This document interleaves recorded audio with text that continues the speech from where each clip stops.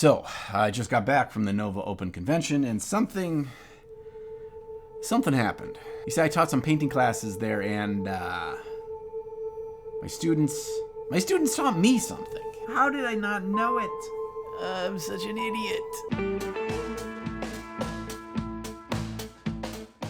The Nova Open Convention in 2025 was, per usual, freaking amazing. 4-pack days of miniature painting and gaming goodness. There is so much to do, so many hobbyists to hang out with, so much great local food to eat. It is truly an event we should all attend at least once. Now, I've both judged my share of painting competitions and taught painting classes, but this was the first year that I did so at Nova. And while there are so many amazing high points to touch on in regards to Nova, in this video, I want to focus on a big breakthrough I had with my students and how I think it can make all of us, no matter where we are on our painting journey, into better painters. Now, I taught 2 sections of my speed underpainting class titled Paint Hard, Paint Fast, No Mercy at Nova, and I always start each of my painting classes with one very important message to my students, and that is that 2-hour class is their time. No question is off limits, and I am there to simply facilitate for the best way that they learn. But I will say this, even if you make an environment that encourages questions and feedback, what if people don't know what questions to ask? I mean, we've all been there at some point in life at school. Sometimes you just don't know what you don't know. You're not doing anything wrong. You're not dumb. You just need a solid baseline of learning that you can feel confident on so you know what to ask. So today we're not just going to talk about the big breakthroughs in teaching and learning, but we're also going to demonstrate that on this long Wang model by Infinity. I couldn't have come up with a crazier name for a model if I tried.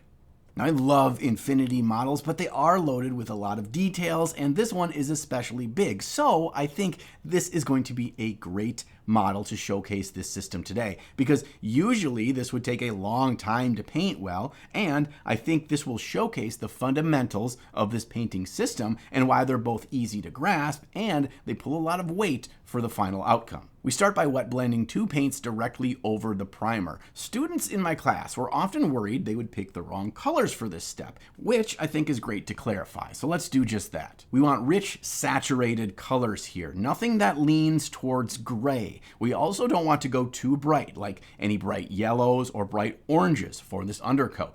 I often lead towards magentas, blues, and purples, but rust tones and rich greens are also amazing for showcasing a more natural-based feel. For my classes, I went from a rich green up to a rust colored for one, and a different bluish rich green up to a magenta for the other. And for this step, any rich pigment-heavy paint is always a good choice. Chimera is what I'm using today, but in my classes, I used P3 paints, and so did all the students, because they got a nice long working time and some really rich pigment-heavy colors. Now for P3, I use the paint directly out of the bottle. For Chimera, since it's extra punchy, I thin it down with a bit of water. And then we're going to wet blend these 2 colors together directly on the model. And this doesn't need to be a perfect wet blend. We just want to fuzz those colors together to make an interesting middle tone so we don't have a sharp jump from one color to the other in this bottom base layer. Now, in my many times in being a student in painting classes, I've learned that I prefer a much more direct, actionable message, something short and easy to understand, rather than long lecture. I want to learn a key thing, and I want to do it on a model. And I want the teacher to go around and show me what I'm doing right and wrong. Because you know what? The more my brain hears long, drawn-out exposition, the more I'm overwhelmed, and I can't focus on the few important details that will actually improve my painting. And you can probably guess by my YouTube videos that I am guilty of having diarrhea of the mouth from time to time. So I'm going to try to rein myself in like I do in the painting classes to try to get just to the good stuff. And here's key short message number 1. Now that we've gotten the underpainting done, we need to forget about it. Those are our shadows, and we're never going to touch shadows ever again. And then from here, we go right into our midtone color, whatever color we want that specific surface to be. And we'll just paint each surface while leaving a bit of that shadow still showing. But John, how much of the surface do we paint with this midtone? How much of the shadow do we leave untouched? Those are great questions, and they do come back to another key fundamental, and that is understanding volume and shape. Now, understandably, that can be a fairly complex topic, but let's not make it so for today. We're just going to leave a bit of the shadow on any downward-facing surface still showing, to show that the model is lit from above. But you want to define the downward-facing edges of even the most shadowed areas with this base coat, because what that does is it helps define the three-dimensional nature of our model and its shapes. But that's all we're ever going to do with those shadowed areas. Another worry students often have is picking the wrong color for their models based on those shadowy undertones. But again, remember, we're going to forget about those. We don't need to worry about that anymore. Just pick whichever colors you think are going to be cool for your model. I'm painting the main color of this armor a bold yellow to match the Eugene Army color scheme. And yellow can be extra tricky, especially over dark colors like this. So we need to build in a bridge first with a rusty orange base coat. But that colorful undershadow is our secret weapon. Even tricky colors like yellow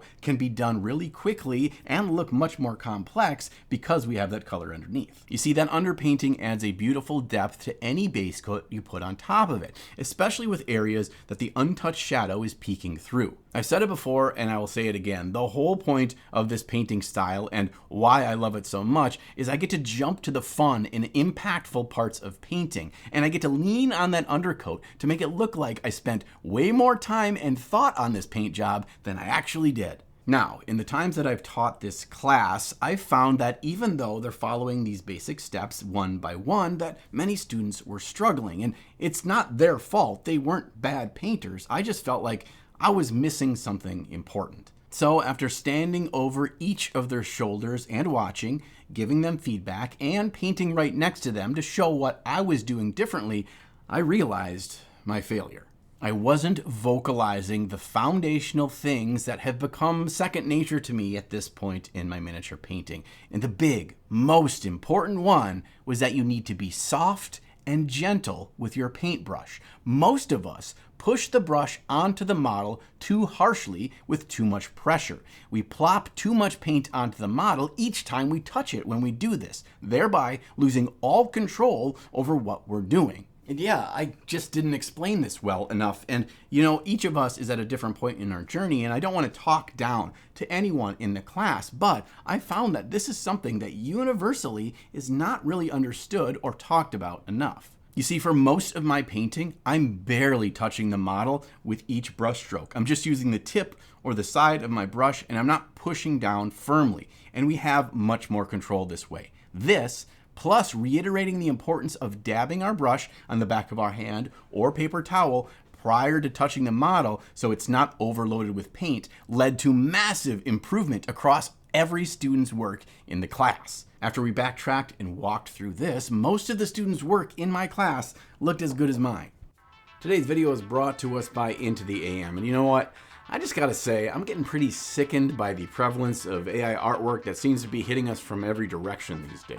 Now, I know that statement seems to have nothing to do with the clothing brand, but I assure you it does. Logos, shirt designs, concept art, just AI art in general is being passed off as human work when it's absolutely not. So I do my damnedest to support companies that hold the line and use and pay real artists for their work.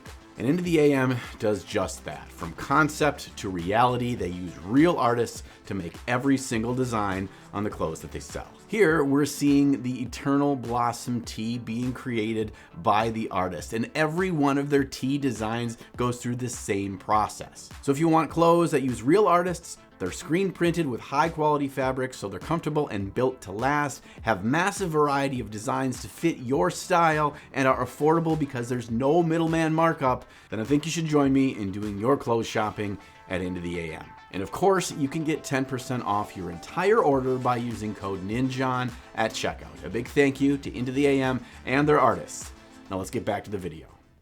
And this particular skill can be really hard to pick up on when watching a YouTube video or even watching someone paint right in front of you, because it's less of a visual cue and it's hard to notice in our own painting. It just seems like we're doing the same thing as the person we're watching. And because this is a thing that doesn't require very specific steps like how to paint OSL or how to paint NMM. It can be easy to forget. What I like to do is leave myself a visual reminder. I just put soft brush strokes on a sticky note and put that on my painting desk as a reminder. And over time, I will remind myself of that, and it will just be the natural way I paint. So this big screw up got me thinking, what other foundations am I just skimming over? What am I not accurately communicating to make it really easy to help each of us get better at our miniature painting? I've been mulling that over in my brain ever since I got back from Nova, and I want to explore it more in future videos because there's a lot in this hobby that isn't difficult, that more of us can easily do, but we just don't focus on it or make it a priority enough. Another quick example of this is paint consistency. Sure, this likely isn't new to you. You've heard people talk about mixing paints and how to thin your paints, but this can get frustrating even when we think we're doing it correctly. We think we're bad painters, but it's just that our paint is too thick or too thin. About 80% of the painting that I do is all with the same consistency of paint, and that is just thin enough to slide off the tip of my brush, but not too thin that it dilutes all the color and it just fades away when the paint dries on the model. And the shitty thing is, there is no exact ratio that any painter can give you that is universal, and that's why it's probably not talked about enough. There is no paint to water mixture that is universal for all paint brands and all different colors. My baseline for any paint is 1 drop of paint in 1 brush full of water. Now, when you start using that paint, you'll get an idea. Is it too watery? Then I need to add more paint. Is it not quickly sliding off the tip of my brush and it's got a bit of a toothy feel to it?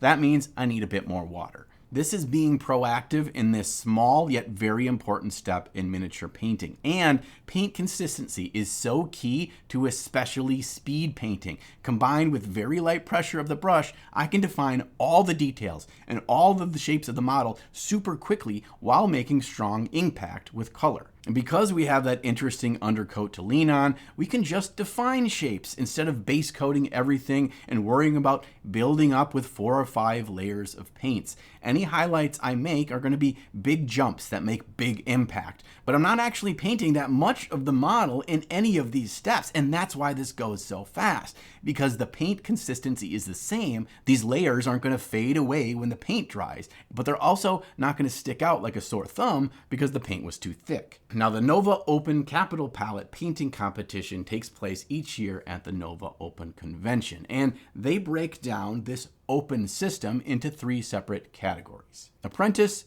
Journeyman, and Masters. So whether you're brand new to painting, or you've been painting for a while, but you just want to build up your confidence, or maybe you're a try-hard master level painter, there is a place for you in this competition. I was one of 4 judges to judge the Journeyman group this year. That is the middle group with hundreds of painters and amazing work being done. It was a lot of models to look over, but I really enjoyed the process. And while looking over hundreds of pieces of artwork, picking up and examining each one at least 3 to 4 times to make sure I didn't miss anything and was sure in my assessment, my mind went back to those basics from my class. I realized the works that really stood out and gained medals in their categories were done by artists that really understood shapes, had control over their brush, and used paint consistency to achieve their goals. And on the other hand, the pieces that weren't as strong had shortcomings that could be led directly to one or more of these basics. Which, I don't know about you, but was really reassuring to me. It wasn't big leaps that most artists needed to take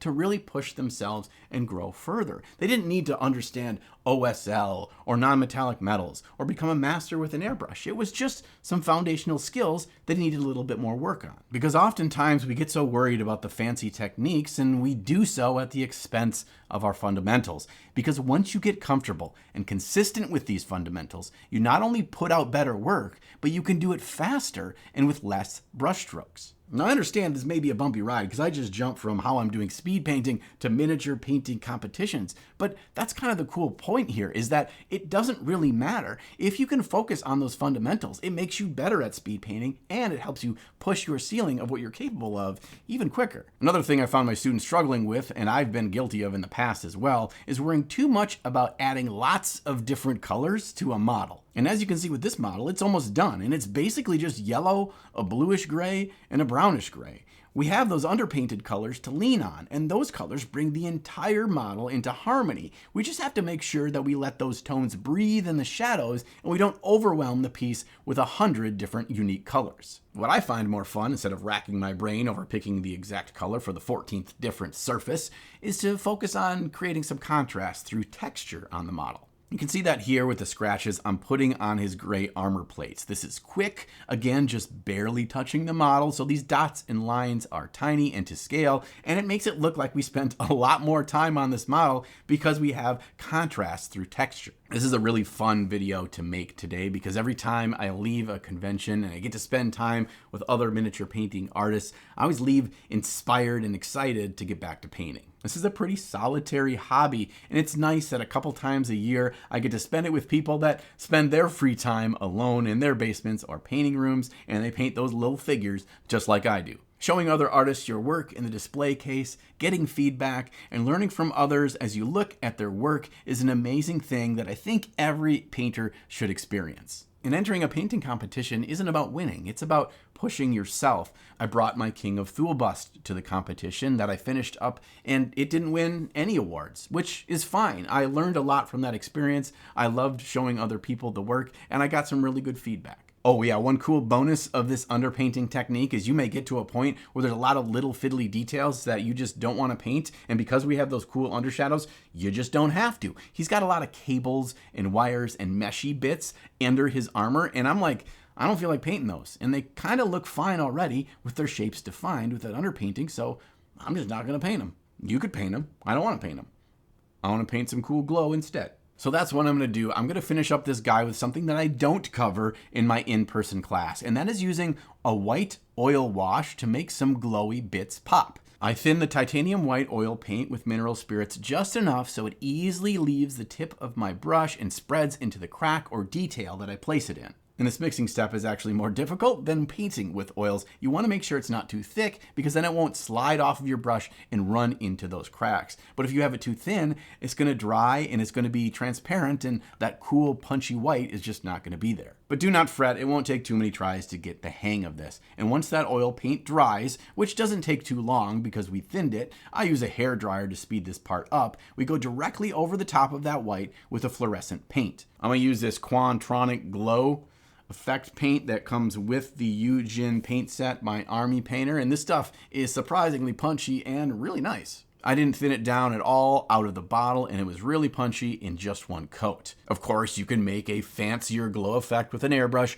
but I am too lazy, and I can always go back through with a little bit of the fluo paint thinned with a bit of water and glaze that over the surrounding areas of my bright glow. This will fade into the other colors around there. It'll give it just a bit of that adjacent glow feel, and this blends just enough without overtaking all the work we did. And here we are in just under 3 hours. My long wang is complete, and just following the foundational steps that I teach in my class, but focusing on just those important things to make him pop and to get him done quickly. Probably would have only taken 2 hours, but I decided to paint him yellow, and yellow's kind of a bitch to paint. It just takes that extra step of base coating everything first with a richer, warmer color. I really personally enjoyed my journey on this underpainting style and finding different ways to tweak it that work best for me because it mixes speed and fun use of color. And really, it's just about those basics. Understanding shapes and volumes, being light with your brush, and using a paint consistency with good flow but isn't too thin. The more I paint in this style, the more I focus on those basics and the more I see improvement in my painting, and I'm having a lot of fun doing it. Oh, a big thank you to all of you that I got to meet in person at Nova. It's always awesome to meet fellow painters at the con, and it's good to see the people that are on the other side of the screen, that there are actually human beings that are watching this, not just me talking to my dog in the basement. Also, it was great to hand out all the samples of the deck of many colors there at Nova. I brought like 8 100 samples, and I gave almost all of them away. Great news, we are getting ever closer to getting all the final boxes checked to get these things produced. I've been working with some amazing artists and finding some really inspirational work,